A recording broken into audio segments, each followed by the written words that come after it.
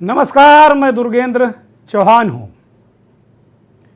आपने देखा कि किस तरीके से मध्य प्रदेश के सीधी में एक भारतीय जनता पार्टी के नेता ने एक आदिवासी पर सरेआम पेशाब कर दिया और इस घटना ने पूरे देश की राजनीति को हिला कर रख दिया।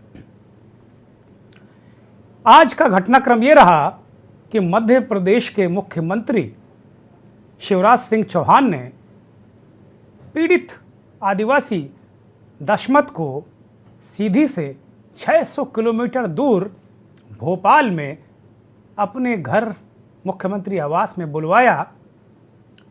वहां कैमरे पहले से ही मुस्तैद कर दिए गए थे। दशमत को मुख्यमंत्री खुद दरवाजे लेने गए और उन्हें ऊंची कुर्सी पर बैठाकर मुख्यमंत्री खुद नीची कुर्सी पर बैठे, या यूं कहें कि एक स्टूल पर बैठे, और उन्होंने आदिवासी दशमत के पैर धुले, चरण धुले और जो चरण नीर उसको अपने माथे पर लगाया।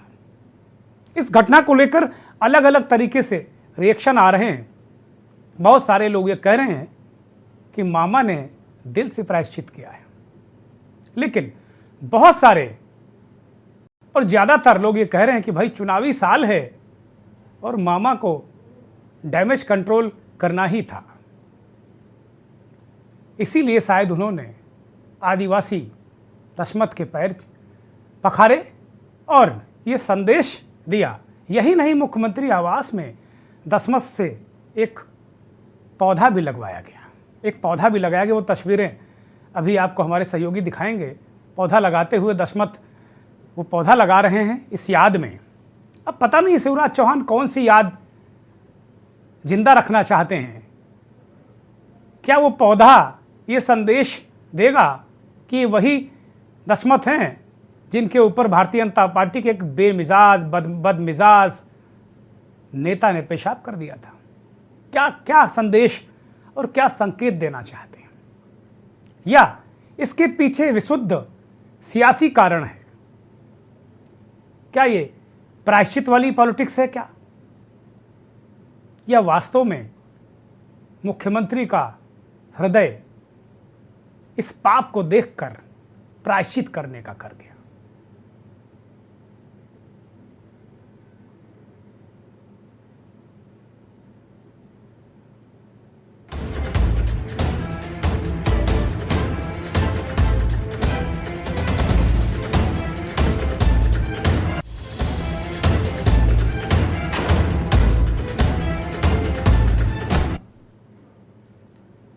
इस पूरे घटनाक्रम के बाद सुबह से ही ये वीडियो ट्रेंड करने लगा शिवराज सिंह चौहान का, और दलितों की सबसे बड़ी नेता आज भी इस देश में बहन कुमारी मायावती हैं।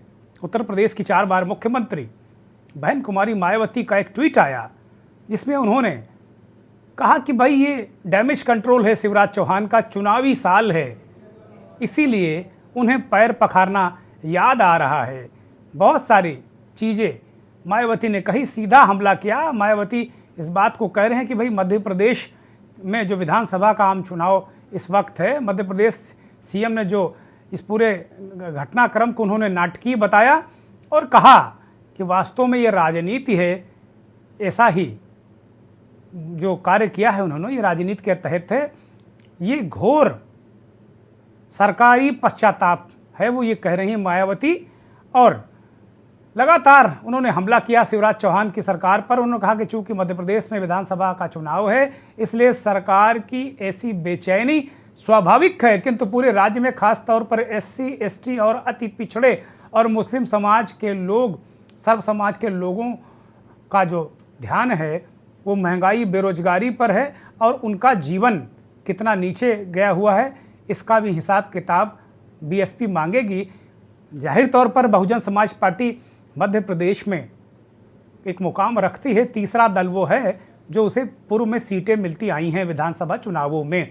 बहन कुमारी मायावती के इस हमले के बाद पूरे देश में एक अलग तरीके से इस पूरे जो शिवराज चौहान का जो ये प्रायश्चित है, मामा का जो प्रायश्चित है, किसी ने इसे सियासी ड्रामा कहा, किसी ने मामा का ड्रामा कहा, और किसी ने कहा कि भाई मुख्यमंत्री बड़े सहृदय हैं, वो बहुत संवेदनशील इंसान हैं और इसीलिए उन्होंने पैर पखारे, उसी तरीके से जैसे भगवान राम ने निषाद राज के पैर पखारने के लिए निषाद राज ने भगवान राम के पैर पखारे थे, उस वक्त एक तरीके से नैया पार कराने के एवज में और अपना जो भूत भविष्य सब बनाने के लिए। लेकिन यहाँ तो भगवान के रूप में, आदिवासी भगवान बिरसा मुंडा के रूप में शिवराज चौहान आदिवासी दशमत को देख रहे थे और उनमें साक्षात भगवान बिरसा मुंडा को वो देख रहे थे, इसीलिए उन्होंने ऐसा किया है।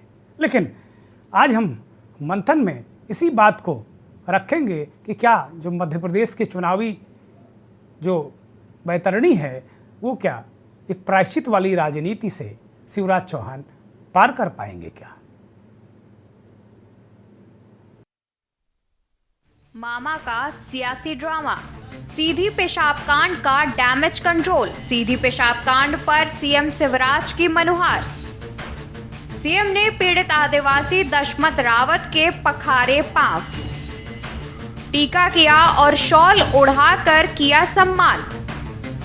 पीड़ित को गणेश जी की प्रतिमा, श्रीफल और वस्त्र दिए।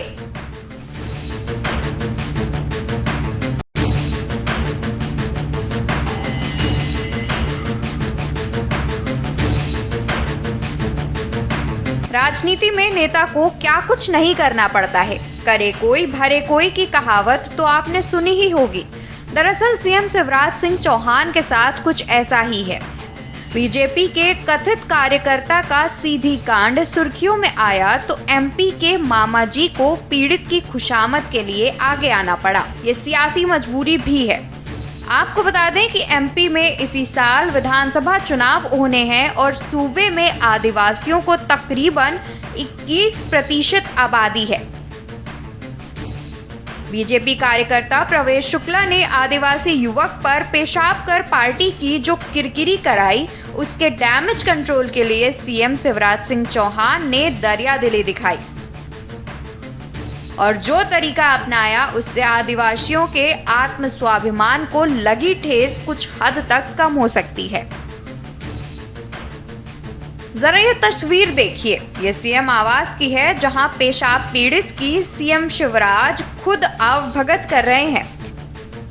आपको बता दें कि पीड़ित युवक को मुख्यमंत्री आवास बुलाया गया। यहां शिवराज सिंह चौहान ने पीड़ित दशमत रावत से मुलाकात की और उसका सम्मान किया। सीएम ने युवक से उसके काम धंधे के बारे में जानकारी ली और हर संभव मदद का आश्वासन दिया। शिवराज ने घटना को लेकर खेद जताया और माफी भी मांगी है। मुख्यमंत्री शिवराज सिंह चौहान ने पीड़ित आदिवासी दशमत रावत के पैर पखारे, टीका किया और शॉल उड़ाकर सम्मानित किया। वहीं सीएम ने घटना को लेकर दुख जताया। ऐसी जानकारी है कि शिवराज ने पीड़ित युवक को गणेश जी की प्रतिमा भी भेंट की है, श्रीफल और वस्त्र दिए हैं। सीएम ने पीड़ित से पूछा कि घर में कोई परेशानी तो नहीं है, कुछ भी हो तो मुझे बताना है। शिवराज ने पूछा कि क्या काम करते हैं। इस पर पीड़ित ने बताया कि वे कुबेरी की मंडी में पल्लेदारी का काम करता है। सीएम ने पूछा कि बच्चे पढ़ाई करते हैं, उनको छात्रवृत्ति मिलती है या नहीं। पीड़ित ने बताया कि बच्चे को वजीफा मिलता है। शिवराज ने कहा, मुझे बेहद दुख हुआ कि वो घटना को देखकर, इसलिए मैं माफी चाहता हूँ। मेरा कर्तव्य है और मेरे लिए तो जनता ही भगवान है। हर इंसान में ही भगवान निवास करता है। भाई दशमत के साथ अन्याय हुआ, मेरा मन दर्द, पीड़ा और व्यथा से भर गया। इसलिए मैंने दशमत को यहां बुलाया और मन चूंकि गहरी वेदना से भरा हुआ था, मन में घटना हमारे भाई के साथ घटी, मैं व्यथित था और मैं अंतरात्मा से मानता हूं कि गरीबी हमारे लिए पूज्य है और उसका अपमान मतलब हम सबका अपमान है। मुख्यमंत्री कह रहे हैं कि गरीब हमारे लिए पूज्य है बहुत अच्छी बात है। वो कह रहे हैं कि मेरा मन व्यथित हुआ इस कांड को देखकर, शायद ही कोई देश में ऐसा असंवेदनशील इंसान हो जिसे ये घटना देखकर वेदना नहीं हुई होगी। हम सबको बहुत वेदना हुई है। सवाल यह है कि मुख्यमंत्री और क्या करते, यही तो कर सकता था कोई। वो घटना क्या लौट कर आ सकती है? एक एंगल ये भी हो सकता है, कुछ लोग ऐसा भी कह सकते हैं। एक कोण ये भी हो सकता है कि मुख्यमंत्री सीधी जाते, वहां उन परिवार से मिलते, दशमत से मिलते, उनके बारे में पूछते, घटना के बारे में पूछते, और आदिवासियों के बीच अगर वो जाते तो मुझे लगता थोड़ा और चीज़ें अलग होती। लेकिन ऐसा हुआ नहीं। अपना अपना नज़रिया है। आजकल ट्रेंड ये चल चुका है। उत्तर प्रदेश में भी इस तरह की कई बार हमने देखा कि जो जिम्मेदार लोग हैं वो घटना स्थल पर जाने के बजाय, लोगों के बीच जाने के बजाय उन्हें परिवार समेत बुलवा लेते हैं। तमाम राज्यों में इस तरीके का चलन चल पड़ा है। इसकी आलोचना भी हो रही है। लेकिन क्या शिवराज चौहान के प्रायश्चित के पीछे उनकी वेदना ही है? ये वोट भी हैं, राजनीति भी है। मंथन में आज यही बड़ा सवाल हम उठा रहे हैं। हमारे साथ मेहमान जुड़ गए हैं। भारतीय जनता पार्टी के नेता, प्रवक्ता शिवम शुक्ला हमारे साथ भोपाल से जुड़े हैं। शिवम, बहुत स्वागत, बहुत धन्यवाद, बहुत आभार आपका के न्यूज़ को वक्त देने के लिए। कांग्रेस पार्टी के प्रवक्ता, नेता योगेश यादव जी हमारे साथ जुड़े हैं। आपका भी बहुत धन्यवाद, बहुत आभार योगेश भाई। इस देश के जाने माने वरिष्ठ पत्रकार, संपादक आलोक भदौरिया जी हमारे साथ जुड़े हैं। भदौरिया जी, आपका भी बहुत स्वागत, बहुत धन्यवाद, बहुत आभार। डॉक्टर कालीचरण स्नेही जी हमारे साथ जुड़े हैं। सामाजिक चिंतक हैं, बहुजनों के बीच काम करते हैं, शोषित, पीड़ित, सर्वहारा समाज के लिए काम करते हैं, नेतागिरी नहीं करते। ये मंथन की शुरुआत योगेश यादव से आज करना चाहूँगा, चूँकि कांग्रेस पार्टी ज़्यादा आक्रामक है। हालांकि भारतीय जनता पार्टी के लोग बहुत सारी बातें कह रहे हैं कि भाई राजस्थान को देख लो, अन्य राज्यों को देख लो, लेकिन मैं विषयांतर नहीं करना चाहता और मैं इस डिबेट में सभी से अनुरोध करूंगा कि विषयांतर मत करिएगा। आज मध्य प्रदेश पर केंद्रित रहिएगा, आदिवासियों पर केंद्रित रहिएगा, बहुजनों पर केंद्रित रहिएगा, दलितों पर केंद्रित रहिएगा और इस प्रायश्चित वाली पॉलिटिक्स पर रहिएगा। अब ये पॉलिटिक्स है कि प्रायश्चित है, इस मंथन में जब हम ये कार्यक्रम खत्म करेंगे तो निकल कर कहीं ना कहीं कोई संकेत हमें जरूर मिलेगा। योगेश जी, मुख्यमंत्री ने जो किया शिवराज जी ने, उससे ज़्यादा और क्या कोई कर सकता है? ये मैं बड़ी देर से जवाब इसका तलाश रहा था। भाई वो कह रहे हैं कि गरीब ही मेरा भगवान है। भगवान बिरसा मुंडा की तरह, जैसे बिरसा मुंडा उनके सामने साक्षात आ गए हों, उस पीड़ित व्यक्ति दशमत को उन्होंने अपने आवास पर बुलाया, पांव पखारे, खीर खिलाई, गणेश जी की प्रतिमा दी, श्रीफल दिया, बच्चों का हाल चाल पूछा और कोई तकलीफ है इस बारे में जानकारी की, वजीफा मिलता है कि नहीं, और एक पेड़ भी लगवा दिया मुख्यमंत्री आवास में। बताइए इसमें क्या खराब किया जो आप लोग धरती आसमान एक किए हुए हैं? योगेश यादव, देखिए, अब भारतीय जनता पार्टी के किसी नेता या माननीय मुख्यमंत्री जी के पास करने के लिए कुछ बचा ही नहीं। जो 18-19 साल में नहीं कर पाए उनको मैं बेबस, लाचार और उनकी बेचारगी को स्वीकार करता हूं। जिनका अपने पार्टी के नेताओं पर अंकुश नहीं है, कार्यकर्ताओं पर अंकुश नहीं है, तो वो बेचारे करेंगे भी क्या। अब इसी तरीके का एक राजनीतिक तमाशा खड़ा कर सकते हैं। इसको मैं एक राजनीतिक परपंच बोलूंगा। इसको आपने संवेदनशीलता का जो शब्द का प्रयोग किया उस पर मुझे आपत्ति है। ये संवेदनशीलता नहीं है, ये सिर्फ आने वाले नवंबर के चुनाव के लिए एक ड्रामेबाजी है। क्या आप मानते हैं कि उस आदिवासी का दर्द खत्म हो जाएगा, या आदिवासियों के प्रति जो मध्य प्रदेश में शोषण हो रहा है उसका पर विराम हो जाएगा? ये इतनी तिश्री है कि आपने बुलवा लिया, कैमरामैन को पहले बुलवा लिए और वहां पर एक नोटंकी जमा दी अपने सीएम हाउस में और बुलवा कर उसके पैर पूज दिए और उसके पैर धुला दिए। इसका अर्थ ये नहीं, आपने प्रशासन योगेश जी वो चरणामृत को उन्होंने माथे पर लगाया है भाई। अब और क्या चाहते हैं आप? देखिए, मैं ये चाहता हूं कि मध्य प्रदेश की सरकार बदल देना चाहिए। मध्य प्रदेश में अब आप अपने फायदे की बात करेंगे, नहीं, आप अपने तो फायदे की सुनिए बात ना, करेंगे। नहीं सर, आदिवासियों पूरी के फायदे नहीं की हुई। बात कर लीजिए। मेरी पूरी बात नहीं हुई है सर। प्रशासनिक तौर पर राजनीतिक शुचिता होती है, एक कर्तव्य होता है। जब आप प्रशासनिक तौर पर भारतीय जनता पार्टी की संपूर्ण मानसिकता को आप तोड़ नहीं पाए, भारतीय जनता पार्टी का कार्यकर्ता कितना दम्भी हो गया है, कितना उन्मादी हो गया है, और आप वहां पर पैर पूज रहे हैं, आप तिलक लगा रहे हैं, ये प्रशासनिक क्षमता नहीं है। चलिए, ये कांड तो इसलिए आया कि वीडियो सामने आ गया। अलीराजपुर में आदिवासियों के साथ क्या हुआ था, नेमावर में क्या हुआ था, बडला में क्या हुआ था, ऐसे बहुत सारे उदाहरण हैं। और मुख्यमंत्री जी, मैं तो सिर्फ छोटा सा उदाहरण दे रहा हूं। मध्य प्रदेश में जंगल कटते जा रहे हैं, लगातार जंगल कट रहे हैं, लेकिन एक पौधा रोज रोपते हैं साहब। ऐसा लगता है कि मुख्यमंत्री जी पौधों के प्रति बड़े संवेदनशील है, वृक्षारोपण के प्रति बहुत संवेदनशील है, लेकिन जो आज उन्होंने दसमत से भी एक पौधा लगवाया मुख्यमंत्री आवास पर। दसमत जी ने एक पौधा लगाया है वहां पर। चौहान साहब, ये रोज का तमाशा है। मैं बोलता हूं, इसका वो क्या है, आप इधर लाखों जंगल कटते जा रहे हैं, आप एक तरफ आप कह रहे हैं कि मैंने दशमत से पौधा लगवा दिया, उनके पैर धो दिए, तो क्या आदिवासी आज से स्वाभिमानी हो गया, सुखी हो गया, आदिवासियों पर अत्याचार बंद हो गए? जब से योगेश भाई, बुलडोजर चल गया, एनएसए लग गया, अब और क्या चाहते हैं भाई?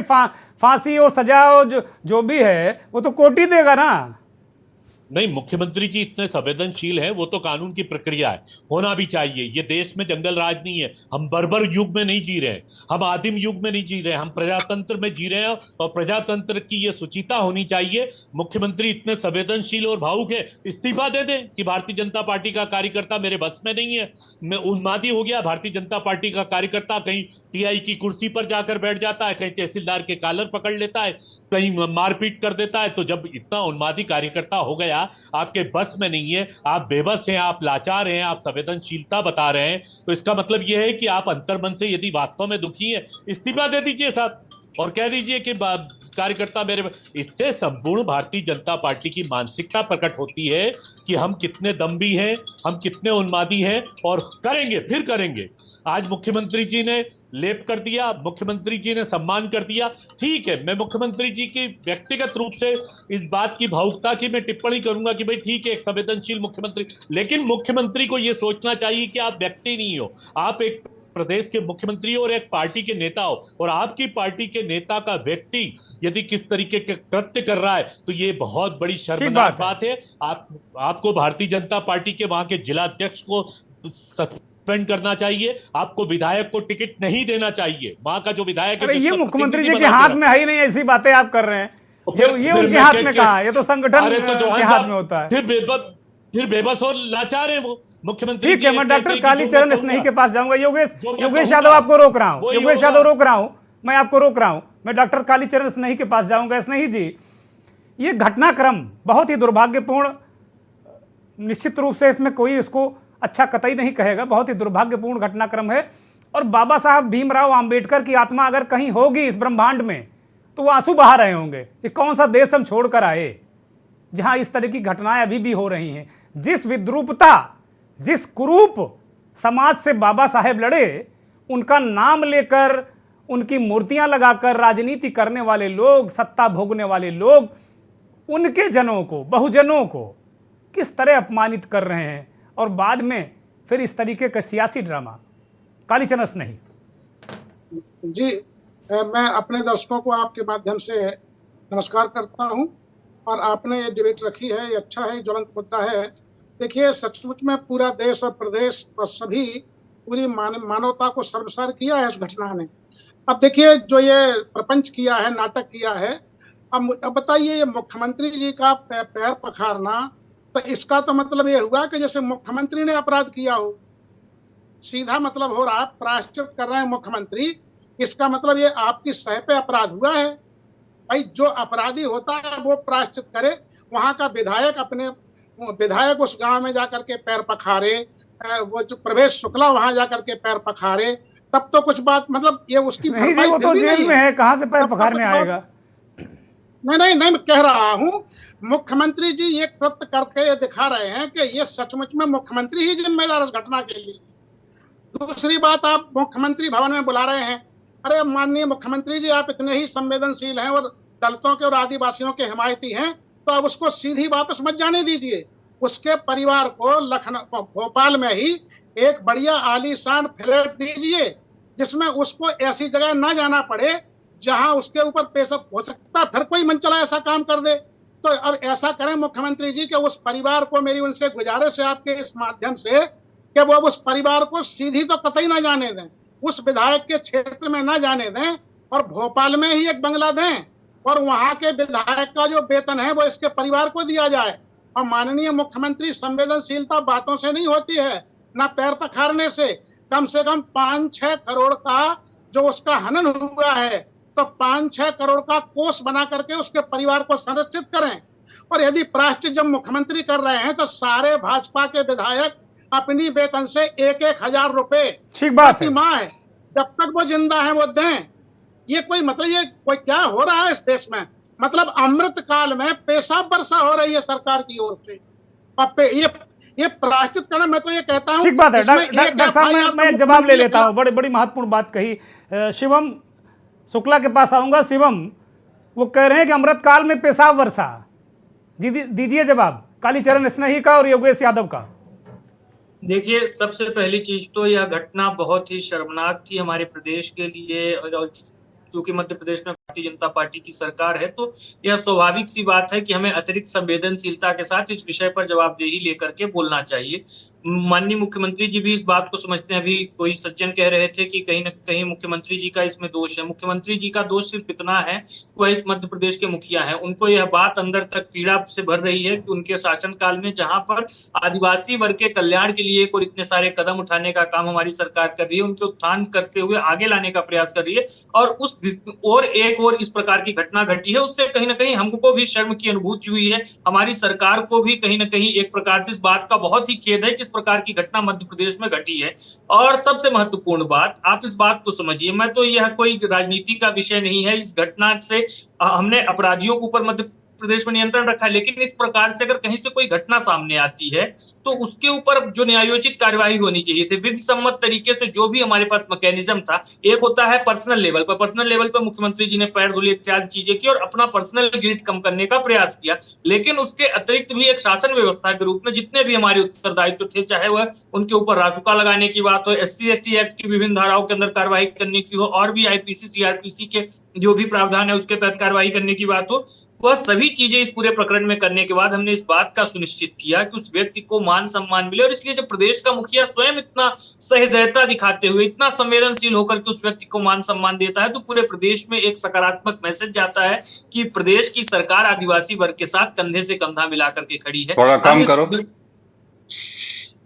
ठीक है, मैं आलोक जी के पास जाऊंगा। आलोक जी, इस महापाप का प्रायश्चित मुख्यमंत्री जी करते हैं, महापाप है। उन्होंने माना, बड़े भावुक थे शिवराज चौहान, में देख रहा था उनको, बहुत भावुक थे, और उन्होंने बाकायदे पांव पखारे, तिलक लगाया, श्रीफल दिया, खीर खिलाई, पौधा लगाया, जो एक तरीके से मान मर्दन, स्वाभिमान का मर्दन जो हुआ था, कहीं हद तक उसे वापस लाने की कोशिश तो की है आलोक जी। धन्यवाद दुर्गेन जी। पहली बात तो यह कि मैं आपके इस शीर्षक से संतुष्ट नहीं हूं, ना इसको मैं उचित मानता हूं कि यह प्रायश्चित है। प्रायश्चित शब्द का इस्तेमाल मध्य प्रदेश के मुख्यमंत्री शिवराज चौहान सिंह कर सकते हैं, क्योंकि इस साल 2023 चुनावी वर्ष भी है और अगले साल भी बड़ा चुनाव है। अब जहां तक आपने जितने जो पूरी प्रक्रिया की बात की है, ये पूरी प्रक्रिया फोटो ऑप्स है। इसको कहते हैं ना कि एक फोटो खिंचवाना, तो ये फोटो खिंचवाने का जिस तरीके से बैठे गए, क्या कभी आपने कल्पना की है कि किसी भी मुख्यमंत्री के निवास पे क्या आप भी ऐसी जा सकते हैं अंदर? नहीं जा सकते। नहीं, कतई नहीं, बिल्कुल नहीं, फटकने नहीं देंगे, बिल्कुल नहीं, बिल्कुल फटकने नहीं देंगे। शिवम, मैं आऊंगा, आलोक जी को बोलने दीजिए, मैं आऊंगा शिवम, आपसे रिएक्शन लूंगा। आलोक जी बोलिए। तो बाहर पे आपको वहीं के वहीं बिठा दिया जाता है, तो ये केवल एक प्रतीक है। भारतीय जनता पार्टी सिंबोलिज्म की राजनीति करती है और ये उसी का ही एक कदम है। मैं इस पे भी नहीं जाता। मैं कहता हूं कि मुख्यमंत्री का राजधर्म क्या है। 17-18 सालों के मुख्यमंत्रित्व काल के बाद भी शासन का वो इकबाल नहीं बन पाया राज्य में, तो कब बनेगा? अगर कोई भी राज्य अगर इकबाल नहीं कायम कर पाता, देखिए कहीं भी ऐसा नहीं हो सकता है कि पुलिस आपकी राज्य की जनसंख्या के अनुपात में खड़ी कर दी जाए, जितनी जनसंख्या हो उतनी पुलिस खड़ी कर दी जाए, ये नहीं होता। शासन का एक इकबाल होता है। 17 साल के बाद में भी अगर ऐसा हो रहा है तो इसका मतलब है कि यह राजधर्म निभाने में कहीं ना कहीं कोई गड़बड़ी, कोई ना कहीं कोई लापरवाही, कोई कोताही बरती गई है। यही वजह है कि इस अपराधियों को, मैं इनको अपराधी कहता हूँ, अपराधियों के हौसले बढ़े हैं। और मैं ये बुलडोजर से मकान ढहा दिया गया, मैं इस संस्कृति का बिल्कुल भी पक्षधर नहीं हूँ। अगर बुलडोजर से ढहाना अगर जरूरी था तो वो उस अधिकारी का, उस अथॉरिटी का, उसने इससे पहले क्यों नहीं कार्रवाई की, क्यों इस घटना का इंतजार करते रहे, क्यों ये किया गया? ये नहीं होता। अगर ढहाना था तो हमेशा ढहाया जाना चाहिए था, किसी एक घटना के परिणाम स्वरूप नहीं ढहाया जाना चाहिए। ये गलत है, क्योंकि कोई भी अथॉरिटी होती है वो लोगों के लिए काम करती है, सत्ता के इशारे पे उसको काम नहीं करना चाहिए, ऐसी उम्मीद की जाती है। और तब भी कहूँगा ये प्रायश्चित नहीं है, ये बेसिकली फोटो ऑप है। एक बढ़िया फोटो बनी है, इसमें कोई शक नहीं, क्योंकि फोटो खींचते ही तुरंत उनके ट्विटर से, हैंडल से ये जारी कर दी गई है। दुर्गन जी। हाँ आलोक जी, एक तो बड़ी महत्वपूर्ण बात आप कही, इकबाल वाली बात आपने कही। मैं एक छोटा सा प्रश्न आपसे रखूंगा और बहुत त्वरित जवाब चाहूंगा कि इकबाल तो बहुत बुलंद है। गृह मंत्री नरोत्तम मिश्रा बुलडोजर लिए घूमते, 3-4 बुलडोजर उनके घर के बाहर खड़े रहते हैं। और शिवराज सिंह चौहान पहले मामा थे, अब बुलडोजर मामा हो गए, तो अब इकबाल तो बहुत ही बुलंद है और पूरे के पूरे मकान गिरा दिए जा रहे हैं। और जो ये प्रवेश शुक्ला भाई साहब हैं, इनका तो जहाँ जानवर बनते थे वो एक टीन सेट गिराया है। और अगर और कोई इनकी जगह होता तो मुझे लगता पूरे मकान बिल्कुल समतल नजर आता। आलोक जी, मैं इस चीज से बिल्कुल भी सहमत नहीं हूँ। बुलडोजरी आप ये कैसे कह सकते हैं कि वहां पे इकबाल नहीं? इकबाल तो है, बुलडोजर चल रहा है, अपराधी अंदर जा रहे हैं। नहीं, ये शासन का इकबाल नहीं है, क्योंकि अगर हर चीज मुख्यमंत्री के इशारे पे होती है तो कहीं पर एक आईएएस को किसी भी नगर निगम का या अथॉरिटी का मुखिया क्यों बनाया जाता है? वहां पर इतने कारगर क्यों रखे जाते हैं? कोई भी घटना होगी, मुख्यमंत्री और नरोत्तम मिश्रा अपना फोन कर देंगे कि हाँ भाई गिरा दो मकान। तो अगर सब कुछ उन्हीं को ही फैसला करना है तो आईएएस क्या कर रहे हैं, नौकरशाह क्या कर रहे हैं? तरीका है आलोक जी, अपने अपने सरकार चलाने का तरीके हैं जी, क्या तरीके हैं आलोक जी अपने अपने। अब आजकल यही तरीका चल पड़ा है, बुलडोजर से मकान गिराओ। नहीं, मैं इस तरीके से बिल्कुल भी सहमत नहीं हूँ। किसी भी लोकतांत्रिक देश में लोकतांत्रिक मूल्यों की स्थापना की जानी चाहिए और सत्ता इकबाल से चलनी चाहिए, नियमों के मुताबिक चलना चाहिए। ये नहीं कि किसी ने कोई अगर कार्रवाई कर दी तो दूसरे दिन बुलडोजर लेकर पहुंच जाए, ये बिल्कुल गलत है। इसका मतलब इतने दिनों तक वो नौकरशाह ने कार्रवाई क्यों नहीं की, ये भी तो सवाल पूछिए। बड़ा सवाल है, बड़ा सवाल है, मैं जरूर पूछूंगा। इस बीच हमारे साथ 2 मेहमान भी जुड़ गए हैं। ब्रेक के बाद जब आऊंगा तो उनका परिचय कराऊंगा।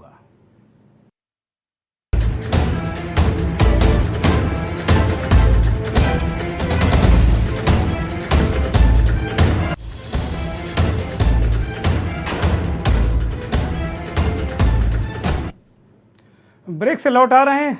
इस बीच 2 मेहमान हमारे साथ और जुड़ गए हैं। वरिष्ठ पत्रकार, संपादक हमारे साथ जुड़ गए हैं। जय हिंद, जय तिलक साहब, बहुत स्वागत आपका। अरविंद जय तिलक साहब, बहुत स्वागत, बहुत धन्यवाद आपका। छत्तीसगढ़ से एक और खास मेहमान हमारे साथ जुड़े हैं, पूर्व आईपीएस अधिकारी और आदिवासी नेता अकबर राम कोराम साहब हमारे साथ जुड़े हैं। आपका स्वागत, बहुत धन्यवाद, बहुत आभार आपका अकबर राम साहब। मैं सीधे पूर्व आईपीएस अधिकारी अकबर राम कोराम के पास जाऊंगा। अकबर जी, आपने एक अधिकारी के रूप में बहुत दिनों तक आदिवासी इलाकों में काम किया है, छत्तीसगढ़ में काम किया है, मध्य प्रदेश में भी काम किया होगा। आप सुन पा रहे हैं मुझे?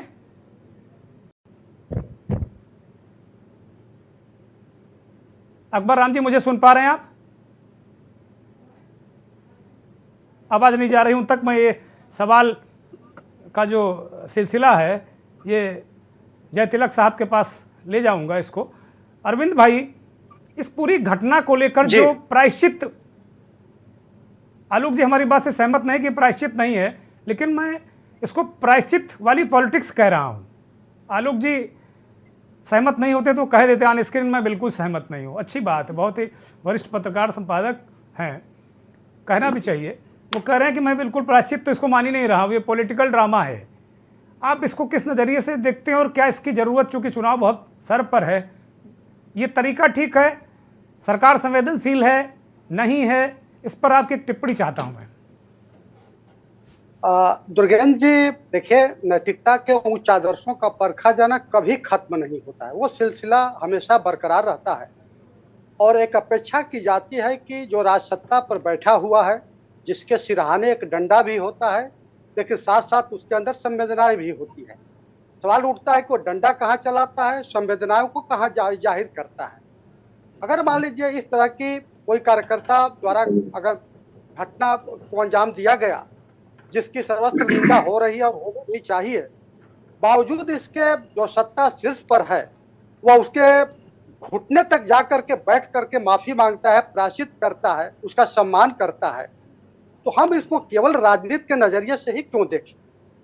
राजनीति के तौर तरीके और भी हो सकते हैं और उसको अन्य ढंग से भी किया जा सकता था। बावजूद इसके अगर वह जो है माफी मांगते हैं, मुख्यमंत्री होकर के क्षमा प्रार्थी अपने आप को करते हैं, सम्मान करते हैं और जो आरोपी है उसके खिलाफ सख्त कार्रवाई करते हैं, तो मुझे नहीं लगता है कि इससे अधिक और जो है किया जा सकता है। हाँ, इसको आप राजनीति के फ्रेम में फिट करके देख सकते हैं क्योंकि 2023 का चुनाव है। लेकिन एक चीज और, जहां तक अभी आदरणीय आलोक जी ने कहा कि इकबाल का सवाल, तो ये इकबाल का सवाल जो है भारत के किसी भी राज्य में आप देख लीजिए ना, कहाँ इकबाल कायम है, कोई हमें जरा दिखाते। किसी भी पार्टी की सरकार हो, जब कर्पूरी ठाकुर साहब बिहार में मुख्यमंत्री बने तो अभी मुश्किल से 1 महीना हुआ था, उनके गांव में दबंगों ने, अपर कास्ट के लोगों ने लाठियों से उनके बाप को पीट दिया था। इस देश की ये रवायत और चीड़ कितनी रहती है, ये कोई सामान्य बात नहीं। लेकिन उन्होंने जो है उन लोगों को कार्रवाई नहीं की। उन्होंने कहा कि एक मुख्यमंत्री के पिता को जब पीटा जा सकता है तो इस देश में हाशिए पर रहने लोगों वालों के साथ क्या होता होगा भगवान ही जानते हैं। तो बेशक ये तो घटना पकड़ में आ गई और बीजेपी का कार्यकर्ता था, इस नाते जो है मसला जो उछल गया, नहीं तो इस पूरे देश में जो है जो दबे कुचले लोग हैं, हाशिए के लोग हैं, उनके साथ क्या होता है हम भी। अरविंद भाई, मैं यही सवाल उठा रहा हूं, मैं बार बार कह रहा हूं कि बाबा साहब अगर इसके कहीं ब्रह्मांड में उनकी आत्मा होगी तो वो रो रहे होंगे, वो आंसू बहा रहे होंगे कि भाई जिन विद्रूपताओं से, जिन परिस्थितियों से वो लड़कर एक अलग तरीके का भारत बनाने की कल्पना कर गए थे, वो तो वहीं का वहीं है। आप भी वही बात कह रहे हैं। बिल्कुल दुर्गेश जी, ये सच्चाई है, इससे कोई मुख मोड़ नहीं सकता है। आप भारत के किसी भी राज्य में चले जाइए और गांव में विशेष रूप से देख लीजिए, आपके जो दबे कुचले लोग हैं, हाशिए के लोग हैं, उनके साथ कितना अमानवीय व्यवहार होता है। हाँ, ये सच्चाई है कि इन 75 सालों में लोग अपने लोकतांत्रिक अधिकारों को समझे हैं और तन करके खड़े होने की उनमें कुव्वत भी पैदा हुई है। बावजूद इसके जो है कुछ बहसी टाइप के लोग हैं, दिमागी रूप से दिवालियापन से सनकी लोग हैं, जमींदारों की तरह बर्ताव करने पर आमादा है अभी भी, कहीं ना कहीं जो है उनके अंदर अभी भी सामंती। अब जमींदारों की परिभाषा अरविंद भाई अलग हो गई। अब जो सत्ता के इर्द गिर्द नेता के चेले चिंटू गुर्गे हैं, वो सबसे बड़े जमींदार हैं। जिनको हम जमींदार कहते थे वो अब वो मुफलिस हो गए हैं, अब वो अपने भोजन का इंतजाम नहीं कर पाते। लेकिन सत्ता के इर्द गिर्द, नेता के इर्द गिर्द रहने वाले असली जमींदार हैं। हमारे साथ पूर्व IPS अधिकारी और आदिवासियों के लिए काम करने वाले अकबर राम कोराम साहब हमारे साथ जुड़े हुए हैं। छत्तीसगढ़ से आपका बहुत स्वागत, बहुत धन्यवाद और बहुत आभार के न्यूज़ को वक्त देने के लिए अकबर राम कोराम साहब। एक पुलिस अधिकारी के तौर पर, आपको भी नमस्कार। पुलिस अधिकारी के तौर पर मेरा प्रश्न आपसे है, एक पुलिस अधिकारी के तौर पर आप किस तरह देखते हैं छत्तीसगढ़, मध्य प्रदेश में और देश के अन्य भागों में कि आदिवासियों की स्थिति क्या है? क्योंकि हम तो लगातार इस पर, कल भी हमने खबरें चलाई कार्यक्रम की और आज भी इस घटनाक्रम के बाद, और क्या भारत के इतिहास में किसी आदिवासी के साथ इस तरह की घटना का कोई विवरण मिलता है क्या, अकबर राम कोराम साहब?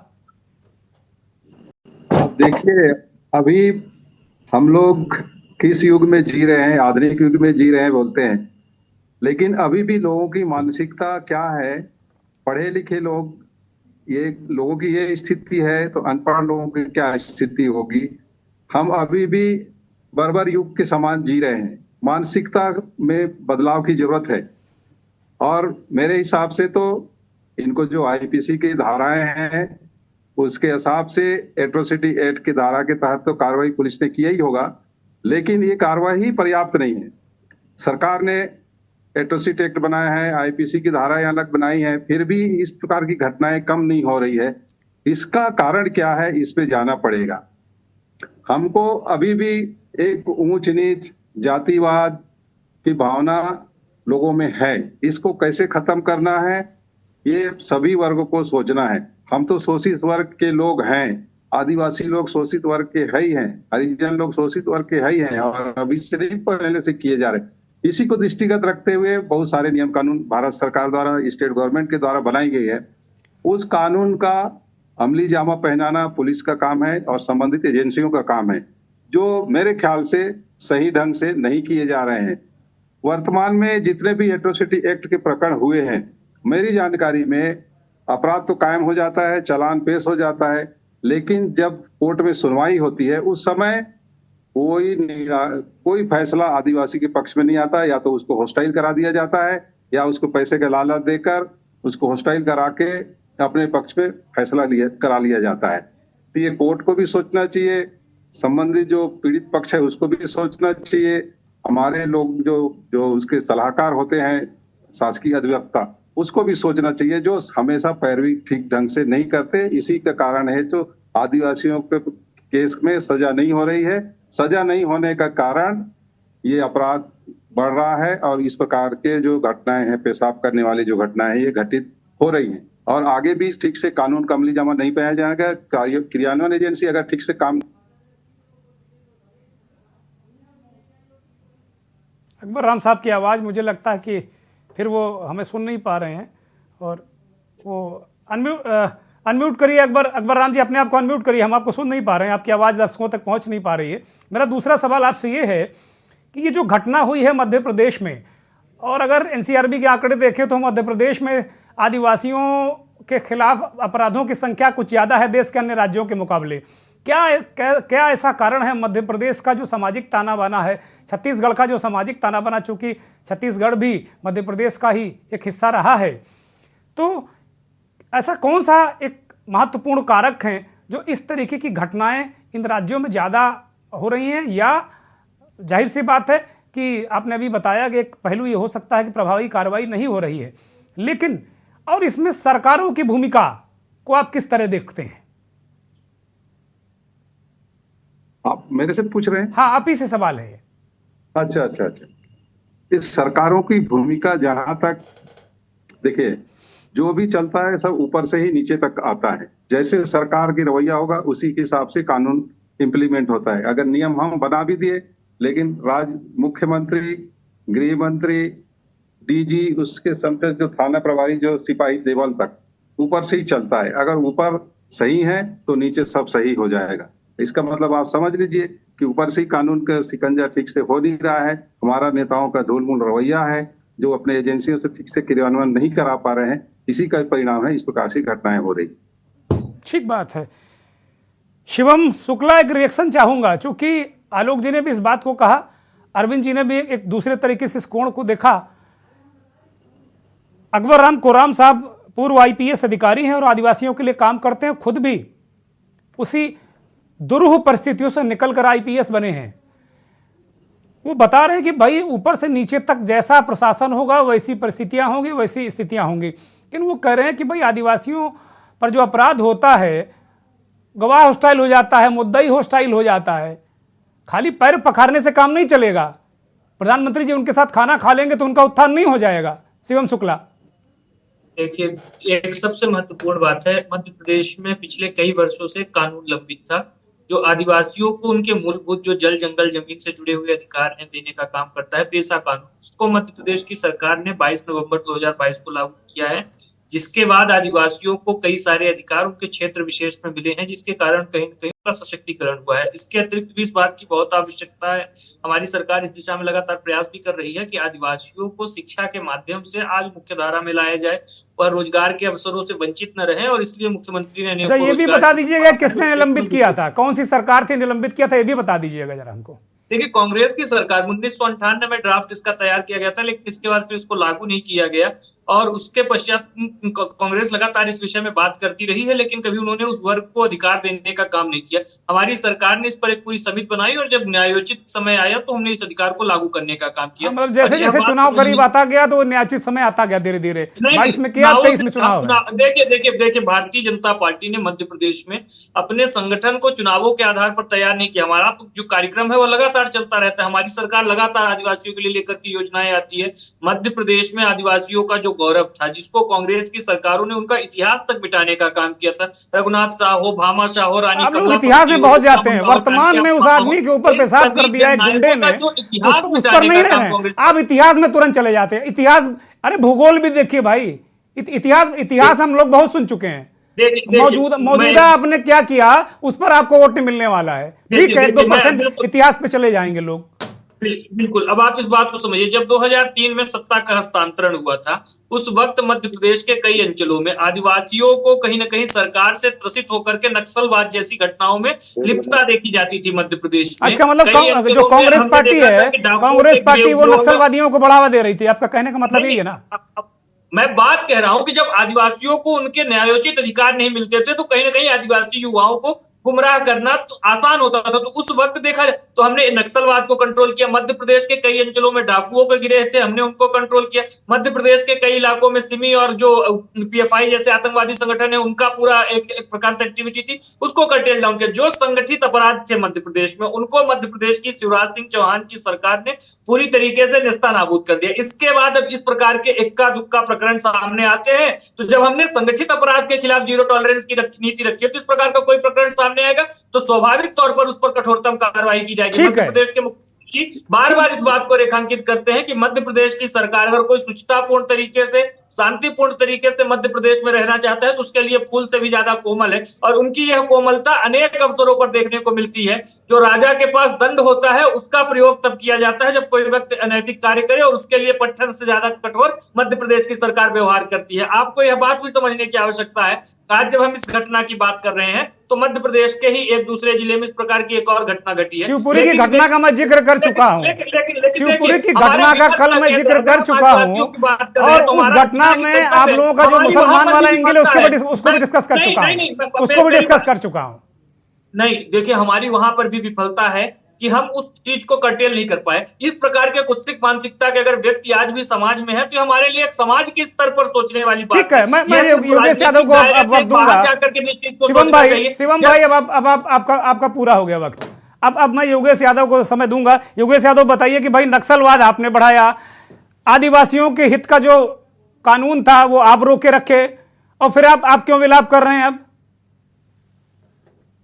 योगेश यादव। देखिए चौहान साहब, जी हाँ, देखिए चौहान साहब, भारतीय जनता पार्टी के एक छोटे से कार्यकर्ता से लेकर माननीय प्रधानमंत्री तक एक बात सिखा दी गई है कि सुबह उठो कांग्रेस का नाम लो, कांग्रेस की आलोचना करो, दोपहर उठो कांग्रेस की आलोचना करो।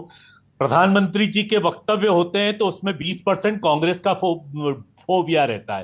कांग्रेस कांग्रेस कांग्रेस, इन लोगों के पास कुछ बुनियादी बातें तो है नहीं। अब ये अध्यादेश की बात कर रहे थे, ये कानून लागू होने की बात कर रहे थे। मध्य प्रदेश में आज भी जंगल राज है, आदिवासियों के साथ किस तरीके से अत्याचार हो रहे हैं। मैं इस बात की पुनर्घटना की पुनर्रचना चाहता हूं कि अलीराजपुर में क्या हुआ, पेटलावत में क्या हुआ, मंडला में क्या हुआ, नेमावर में क्या हुआ, ये सब आदिवासियों के साथ हुआ है। और आदिवासी और दलित के ऊपर जो अत्याचार मध्य प्रदेश में अभी चल रहे हैं, इसकी आप कल्पना नहीं कर सकते। लेकिन ये सरकार है इवेंट की सरकार। इवेंट का मतलब तमाशा खड़ा करना, खूब पैसा खर्चा करना, एक अपने आप को फोटोशूट करना, चाहे वो प्रधानमंत्री जी हो चाहे मुख्यमंत्री जी हो, बड़े अच्छे ढंग से अपने को एक सुमधुर योगेश भाई, अगर इवेंट से उनको वोट मिल रहा है तो करने दीजिए, फिर उनको वोट मिल रहा है ना, वो जीत रहे हैं। अगर इवेंट से जनता वोट दे रही है तो फिर आपको भी कुछ करना पड़ेगा, सोचना पड़ेगा। मैं इस बात की आपत्ति करता हूं, 2018 में सरकार गिर गई थी, भारतीय जनता पार्टी को नकार दिया गया था। खरीद फरोख्त करके इन्होंने खरीद फरोख्त करके सरकार बना ली। इसको प्रजातांत्रिक सरकार नहीं कहेंगे। इनको तो 2018 के जनाधार में इनको तो तिरस्कृत कर दिया गया था। उसके बाद ये बैठे बैठे। दूसरी आदिवासियों वाला जवाब दीजिए भाई। आप लोग नक्सलवाद को बढ़ाते हैं, बीजेपी के लोग कह रहे हैं आज आदिवासियों को नक्सलवाद की, देखिए इन्होंने आदिवासियों को फिर नक्सलवाद के साथ जोड़ दिया। नक्सलवाद एक अलग समस्या है जिसका हमारे छत्तीसगढ़ के मुख्यमंत्री जी ने इतना अच्छा समाधान किया कि आज देखिए कि पूरे देश के अंदर छत्तीसगढ़ की सरकार आइडियल सरकार बन गई है। मध्य प्रदेश के अंदर अभी जो नक्सलवाद है वो एक डिफरेंट मैटर है, लेकिन ये आदिवासी के स्वाभिमान को खंडित करने के लिए उसको नक्सलवाद से जोड़ देते हैं। कहीं ना कहीं से ये इस बात की स्वीकारोक्ति नहीं दे रहे हैं कि हमने आदिवासियों के साथ गलत किया। जरा सा कोई आदिवासी अपने स्वाभिमान की बात करता, अपने अस्मिता की बात करता, अपने अधिकारों की बात करता है तो उसको आप उसको नक्सलवादी कहने लग जाते हैं। ये हमारे आईपीएस अधिकारी बैठे हुए, इनको मालूम होगा किस तरीके से। और दूसरी बात है चौहान साहब, सारा का सारा निर्भर करता है आपके वातावरण पर। आपने मध्य प्रदेश में क्या वातावरण बना के रखा।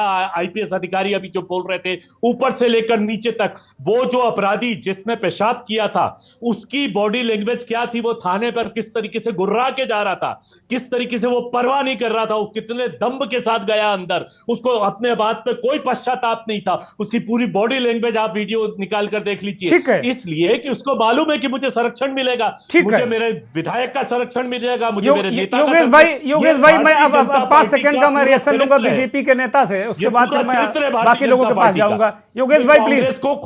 ये कांग्रेस को कोसना बंद कर दो, कुछ करके दिखाओ। ठीक है, मैं पूछ रहा हूं, मैं उनसे कह रहा हूं नहीं करेगा। बोलिए शिवम। वो कह रहे हैं कांग्रेस को कोसना बंद करो, हर समस्या की जड़ कांग्रेस नहीं है। आप अपनी सरकार को भी देख लो, 18 साल से वहां चल रही है। शिवम 5 सेकंड बस, इससे ज्यादा नहीं दूंगा।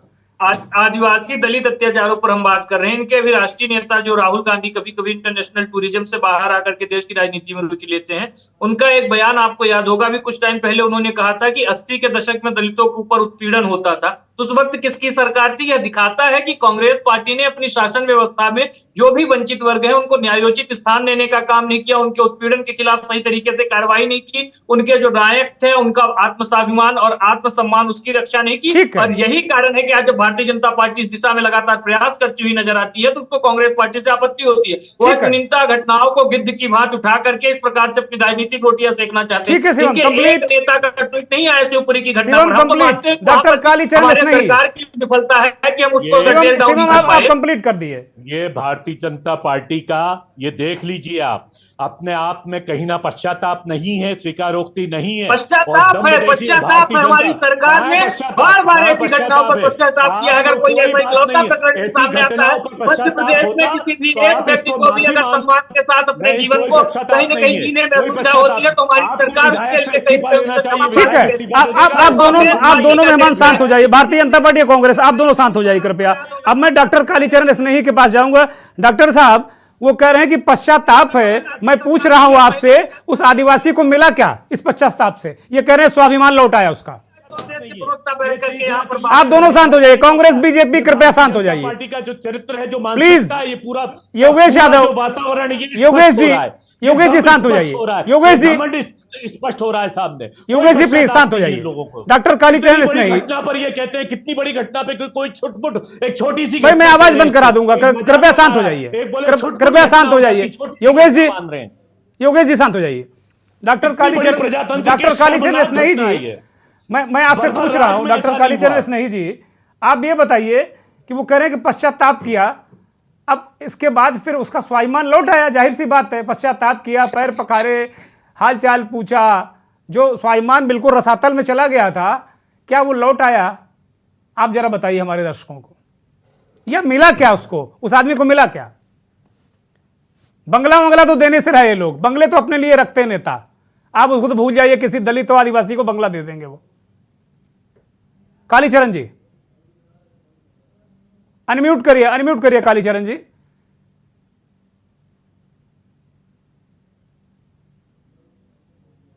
आपको हम सुन नहीं पा रहे हैं, म्यूट करिए। हाँ, हेलो। हाँ बोलिए। हाँ, आ रही है बात? आप आ रही है आवाज? हाँ बोलिए। हाँ, मैं ये कह रहा हूं कि सरकार पश्चाताप कर रही है, मुख्यमंत्री पश्चाताप कर रहे हैं, तो ये मान लिया जाए कि सरकार के द्वारा ये कुकृत्य हुआ है, मुख्यमंत्री के द्वारा हुआ है। ये तो सीधी सी बात है। अरे कालीचरण जी, परिवार में कोई गलती करता है तो मुखिया पश्चाताप करता, माफी मांग लेता, ऐसा होता है ना हमारे आपके गांव में, वही कर रहे हैं वो। लेकिन देखिए, देखिए कुछ कुछ अपराध इस तरह के होते हैं जो माफ नहीं किया जा सकता है। निर्भया कांड हुआ था इस देश में, निर्भया कांड के परिवार से जाकर के माफी मांग लेते वो अपराधी, वहां मतलब वहां हमारे जो सरकार के प्रतिनिधि हैं, तो पार्लियामेंट में सत्र क्यों बुलाना पड़ता? पर तो सारे चीज इसी से कर लीजिए। फिर कानून और ये निकाय जो संवैधानिक संस्थाएं हैं, इनकी आवश्यकता ही कहाँ रह जा रही? जब सरकार ये मैसेज देगी कि ये हमको, देखिए बाबा साहब आत्मा परमात्मा में भरोसा नहीं रखते थे, उनका भरोसा संविधान में था, कानून में था। हम लोग सब कानून में आस्था रखने वाले लोग हैं। मुख्यमंत्री को कानूनी कार्रवाई कर ही रहे हैं, लेकिन इस तरह के नाटक नहीं करना चाहिए। ये सच बात है कि उस आदिवासी को इतना भय अंदर है, उसके परिवार को माननीय मुख्यमंत्री जी भोपाल में एक बंगला दें, एक फ्लैट जरूर दें, जिसमें ये मैसेज जाए। और इसकी भरपाई करने के लिए विधायक जो वहां के हैं, सीधी के विधायक, जिनके संरक्षण में अपराधी पल रहा था, उससे भरपाई करने के लिए शासकीय धन की व्यवस्था कराई जाए। और ये किया जाए कि जब देखिए परिवार को ये मैसेज जाए कि इस तरह का, और ये पक्की, देखिए बंगला को गिराना, प्रवेश शुक्ला के मकान को गिराने की आवश्यकता नहीं है। हमारे पूर्व साथी ने भी कहा है, बल्कि चाहे ये कि जिसके साथ ये अपराध हुआ है उसके नाम ही इस बंगले को कर दो। संजय जो वो प्रवेश शुक्ला है, उसके मकान की रजिस्ट्री इनके नाम कर दीजिए। हमारे यहाँ मुख्यमंत्री उत्तर प्रदेश वाले ने किया है कि अतीक अहमद के जो अतिक्रमण किया था उसको लोगों को सौंप दिया। अब यहाँ इनको ये करना चाहिए कि उसको गिराए नहीं, इसको सौंप दें। वो सीधी में मकान है, उसके आसपास ही मकान है, उसको रजिस्ट्री कर दें, इस पर कार्रवाई, उस संपत्ति को कुर्क करें, तब तो कार्रवाई कुछ लगे कि हुआ है। ये कैसे, ये ऊपरी तौर पर काम होने वाला नहीं है, वो जमाना नहीं है। हम संविधान के अनुसार ठीक है स्नेही जी, मध्य प्रदेश के मुख्यमंत्री का कोई व्यक्ति जरूरी सुन रहा होगा, आपकी आवाज उन तक जाएगी। मैं अब चूंकि कार्यक्रम में बहुत वक्त नहीं है मेरे पास, मैं अरविंद जयतिलक साहब के पास जाऊंगा। एक टिप्पणी चाहता हूं, चूंकि कालीचरण जी ये कह रहे हैं कि भाई उस व्यक्ति का एम्पावरमेंट क्या हुआ, केवल श्रीफल लेकर लौट आया है, वो एक हाथ में श्रीफल और टीका, और क्या मिला उसको? दुर्गेन जी देखिए, राजनीति भरोसा पैदा नहीं करते, सिर्फ मौका देती है। तो इस मौके को मैं सत्ता पक्ष और विपक्ष दोनों नजरिए से देखता हूं। लेकिन हाँ, मुझे संतोष है कि देश की, राज्य की एक सत्ता जो है पीड़ित के घुटने तक पहुंची है, तो मैं इसे सामान्य जन के अधिकार और उसकी प्रभुसत्ता की जीत मानता हूं। मैं इस अर्थ में भी मैं खुश हूं कि कम से कम जो है सत्ता झुकना तो ठीक रही है। कम से कम लोगों को अपने अधिकार, अपने जो सम्मान का जो ख्याल है उसके मुताबिक जो है नतमस्तक तो हो रही है सत्ता। हाँ, इस देश में आपने सही कहा, माफी मांगने की परंपरा है। सिंखों के नरसंहार के बाद कांग्रेस ने माफी मांगा था, डॉक्टर मनमोहन सिंह ने खुद माफी मांगा। मुझे याद है 2009 में जब मुलायम सिंह यादव जी कल्याण सिंह के साथ समझौता किए थे, तो जब उसके कुछ दिन बाद चुनाव परिणाम आने के बाद जब मन माफी उनको सफलता नहीं मिली, तो देश के मुसलमानों से, राज्य के मुसलमानों से माफी मांगे थे। लोगों ने माफ किया होगा, नहीं किया होगा, अलग विमर्श का विषय है। लेकिन हाँ, एक चीज और है कि अगर कानून भी अपना काम कर रहा है और सत्ता भी नतमस्तक है, तो मुझे लगता है कि इन सब चीजों को जो है इतना भी नहीं खींचना चाहिए कि सिर्फ इस पर सियासत होती होती जो ऐसा लगने लगे कि यह केवल जो है सम्मान या माफी जो है मजाक। यूं कहे कि कोई अब आगे से माफिया ना मांगे, कहे ठीक है यार कार्रवाई कर दी, ऐसे लगा दिया, घर तोड़ दिया, घर बैठो, इसका मतलब आगे कोई करवे ना करे। आपने बड़ी अच्छी बात कही कि एक सत्ता घुटनों तक आ गई है, लेकिन वो दृश्य भी हम लोगों ने दिल्ली में देखे। तकरीबन 1.5 महीने तक हमारी बहन बेटियां, हरियाणा वाली पहलवान चीखती रहे कि ब्रजभूषण को अंदर करो, वहां सत्ता ने भाव नहीं दिया, आंखें तरेरी हैं। एक सत्ता वो भी है। मैं आलोक भदौरिया के पास जाऊंगा।